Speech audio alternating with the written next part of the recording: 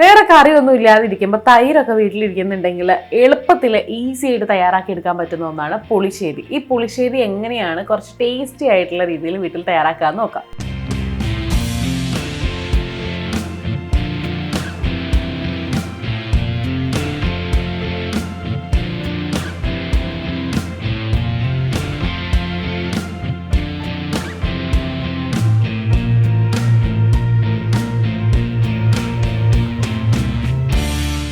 പുളിശ്ശേരി easy ആയിട്ട് തയ്യാറാക്കാനായിട്ട് 500 ml നല്ല പുളിയുള്ള തൈര് എടുത്തിട്ടുണ്ട്.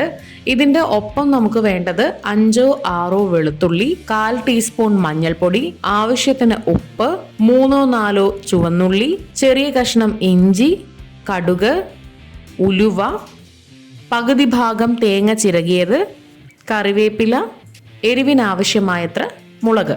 ഇനി നമുക്ക് ഇതെങ്ങനെയാണ് തയ്യാറാക്കാൻ നോക്കാം. ആദ്യം തന്നെ നമുക്ക് വെളുത്തുള്ളി ഒരു 5-6 എടുത്ത് അത് ഇതുപോലെ ചെറുതായിട്ട് അരിഞ്ഞെടുക്കാം. വലിയ വെളുത്തുള്ളി ആണെന്നുണ്ടെങ്കിൽ ഒരു 5-6 മതിയാകും. തീരെ ചെറുതാണെന്നുണ്ടെങ്കിൽ ഒരു 7 എടുത്തോളുക. ഇനി നമുക്ക് ഇതുപോലെ തന്നെ ചുവന്നുള്ളിയും ഒരു 4-5 എടുത്ത് ഇതുപോലെ അരിഞ്ഞ് മാറ്റി വെക്കണം. അതിനുശേഷം നമ്മൾ എടുത്തിരിക്കുന്ന പച്ചമുളകും നമുക്ക് അരിഞ്ഞെടുക്കാം. നല്ല കട്ടിയുള്ള തൈര് ഞാനിവിടെ എടുത്തിട്ടുണ്ട്, ഒരു ബൗൾ നിറയെ. ഇതിലേക്ക് ആവശ്യത്തിന് ഉപ്പ് ചേർത്തതിന് ശേഷം നന്നായിട്ട് മിക്സാക്കി കൊടുക്കുക.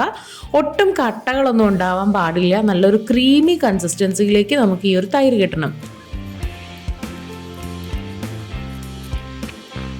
അപ്പം ഞാൻ ഇവിടെ നന്നായിട്ട് ഇളക്കി മാറ്റി വെച്ചിട്ടുണ്ട്. ഇനി നമുക്ക് വേണ്ടത് തേങ്ങയാണ്.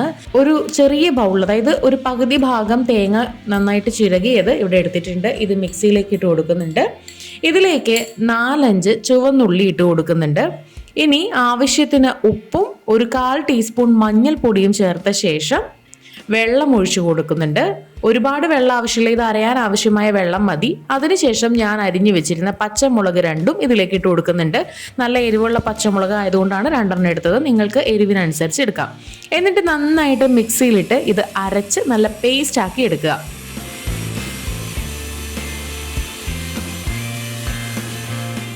അപ്പം ഞാൻ മിക്സിയിലിട്ട് അരച്ച് പേസ്റ്റ് ആക്കി ഇവിടെ എടുത്തിട്ടുണ്ട്.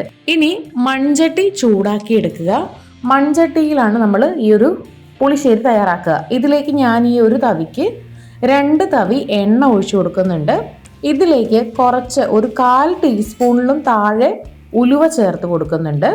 1 ടീസ്പൂണോളം കടുകും ചേർത്ത് കൊടുക്കുന്നുണ്ട്. തീ ഇനി നമുക്ക് ലോ ഫ്ലെയിമിലേക്ക് മാറ്റിയിട്ട് വേണം എല്ലാം ചെയ്യാനായിട്ട്. ഞാൻ ഇതിലേക്ക് ഇനി കുറച്ച് കറിവേപ്പില ചേർത്ത് കൊടുക്കുന്നുണ്ട്. പിന്നെ ഞാൻ ആദ്യം പറയാത്ത ഒരു ഇൻഗ്രീഡിയൻറ്റ് ഇവിടെ ചേർക്കുന്നുണ്ട്. അത് വറ്റൽമുളകാണ്. നിങ്ങൾക്ക് വേണമെന്നുണ്ടെങ്കിൽ വറ്റൽമുളക് ഇഷ്ടമാണെന്നുണ്ടെങ്കിൽ ഇതുപോലെ ഒരു 2 വറ്റൽമുളക് ഇങ്ങനെ മുറിച്ചിട്ട് കൊടുക്കാം. ഇനി നമുക്ക് ബാക്കി ഇൻഗ്രീഡിയൻസ് ചേർക്കാം. നമ്മൾ മുറിച്ച് വെച്ചിട്ടുണ്ടായിരുന്ന വെളുത്തുള്ളിയും അരിഞ്ഞു വെച്ചിട്ടുണ്ടായിരുന്ന ഇഞ്ചിയും ചേർത്ത് ഒന്ന് ചെറുതായിട്ട് വഴറ്റുക. ഒരുപാട് ബ്രൗൺ നിറം ആവണ്ട. ഒരു ചെറുതായിട്ടൊരു ബ്രൗൺ നിറം വന്നു കഴിയുമ്പോൾ നമ്മൾ അരച്ച് വെച്ച പേസ്റ്റ് കൂടെ ഇതിലേക്ക് ചേർത്ത് കൊടുക്കാം. പേസ്റ്റ് ചേർത്തതിന് ശേഷം ആ ഒരു മിക്സിയുടെ ജാറിൽ തന്നെ കുറച്ച് വെള്ളം എടുത്ത് ഇതിലേക്ക് ഒഴിക്കുക. എന്നിട്ട് ഇത് കുറച്ച് നേരം ഒന്ന് ചൂടാക്കുക. നമുക്ക് ആ തേങ്ങയുടെ ആ ഒരു പച്ച മണമൊക്കെ ഒന്ന് മാറി കിട്ടണം. അതിനുശേഷം നന്നായിട്ട് ഒന്ന് ചൂടായി വന്നു കഴിഞ്ഞിട്ടുണ്ടെങ്കിൽ നമ്മൾ ഇവിടെ ഉപ്പിട്ട് മാറ്റി വെച്ചിരിക്കുന്ന തൈര് ഇതിലേക്ക് ചേർത്ത് കൊടുക്കാം.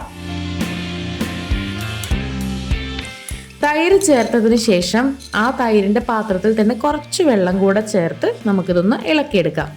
നന്നായിട്ട് കട്ടിയിലാണ് ഇരിക്കുന്നത്. കുറച്ചൊന്ന് ആ കട്ടിയൊക്കെ ഒന്ന് മാറ്റിയെടുക്കാൻ വേണ്ടിയിട്ടാണ് ഇങ്ങനെ ചെയ്യുന്നത്. മാത്രമല്ല നല്ല പുളിയുള്ള തൈരുമാണ്. ഇനി ഇത് നന്നായിട്ട് ഇളക്കി കൊടുക്കുക. ഒരു കാരണവശാലും തൈര് ചേർത്തതിന് ശേഷം ഇത് തിളയ്ക്കാൻ അനുവദിക്കരുത്. ചെറുതായിട്ട് ഒന്ന് ചൂടാക്കുക. അതിനുശേഷം നമുക്ക് ഫ്ലെയിം ഓഫ് ചെയ്യാവുന്നതാണ്. അപ്പോൾ ഞാൻ ഫ്ലെയിമൊക്കെ ഓഫ് ചെയ്തതിന് ശേഷം കുറച്ച് കറിവേപ്പിലയൊക്കെ മുകളിലിട്ട് കൊടുക്കുന്നുണ്ട്, ഒരു നല്ലൊരു സ്മെല്ലിന് വേണ്ടിയിട്ട്. അപ്പോൾ പുളിശ്ശേരി തയ്യാറായിട്ടുണ്ട്. ചോറിൻ്റെ കൂടെയൊക്കെ പുളിശ്ശേരി കൂട്ടി കഴിക്കാൻ നല്ലൊരു കോമ്പിനേഷനാണ്. അപ്പോൾ നിങ്ങൾ വീട്ടിൽ ട്രൈ ചെയ്ത് നോക്കുക.